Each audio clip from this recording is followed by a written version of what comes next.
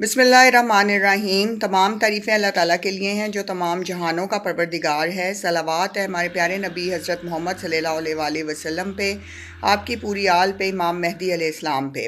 अस्सलाम वालेकुम व्यूअर्स, मुझे उम्मीद है आप सब लोग खैर आफियत से होंगे। व्यूअर्स, आज की वीडियो में हम बात करेंगे सब्र के हवाले से।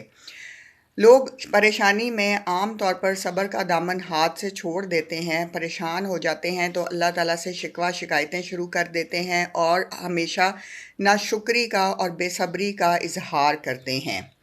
अल्लाह के कलाम की तरफ हमें रजू करना चाहिए और अल्लाह वालों की तरफ रजू करना चाहिए। जब भी कोई मुसीबत या परेशानी हो तो आपका रजू जो है वो अल्लाह की तरफ होना चाहिए। दुनिया के अफजल तरीन अफराद यानी अंबिया कराम से आप तवस्सल करें। हज़रत अय्यूब अलैहिस्सलाम से जो है बच्चे, मकान, जानवर, जायदाद सब कुछ छिन गया था, मगर हज़रत अय्यूब अलैहिस्सलाम की ज़ुबान ने हमेशा शुक्र ही अदा किया और आपने यही फरमाया कि अल्लाह मैं तेरी रज़ा में राज़ी हूँ। हज़रत इब्राहीम अलैहिस्सलाम पर इम्तिहान आया तो आपकी ज़ुबान पर भी सब्र जारी हुआ और शुक्र जारी हुआ। शिकवा कभी भी अंबिया कराम ने नहीं किया और वो शिकवा करते हुए कभी भी अपनी ज़िंदगियों में नज़र नहीं आए। मोमिन की अलामत क्या है? व्यूअर्स, मोमिन की अलामत है कि वो फरागी में जब उसे अल्लाह बहुत देता है तो वो शुक्र अदा करता है, परेशानी में वो सब्र करता है और अल्लाह की रज़ा में राज़ी रहता है। सब्र को ईमान में चोटी की अहमियत हासिल है।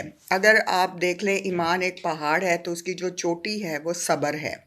जब अल्लाह नेमतें दे और फरागी दे, आपको रिस्क बहुत ज़्यादा हो तो शुक्र अदा किया करें, नाफरमानी ना किया करें। और जब आजमाइश भेजे तो नाशुक्री ना करें बल्कि सब्र किया करें। रब ताला जितनी ज़्यादा अता बढ़ाए हमें चाहिए कि हम उतने ज़्यादा सजदे बढ़ाएं और अक्लमंदी यही है कि आप सजदे ज़्यादा करें और सदक़े ज़्यादा करें। जो आपको दुनिया में 2-3 तोहफे भी दे दे व्यूअर्स, तो आप उसको नाराज़ नहीं करना चाहते और रब ताला ने तो हमें इतनी ज़्यादा नेमतों से नवाजा हुआ है तो आपके ज़बान से नाशुक्री का कोई लफ्ज़ निकलना बनता ही नहीं। जब से हम पैदा हुए हैं अल्लाह ताला हमें तब से नवाज रहे हैं, इसलिए उसका शुक्र और शुक्र ही बनता है।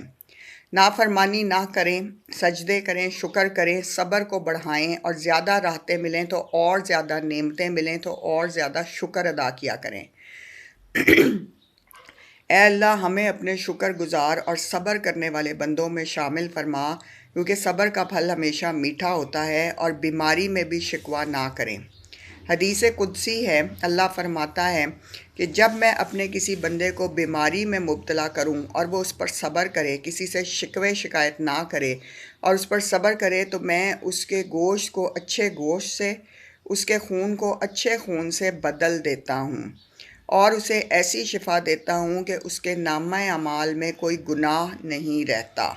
अगर उसे दुनिया से उठा लूँ तो उसे अपनी रहमत कामिला के साए में ले जाता हूँ। सुभान अल्लाह।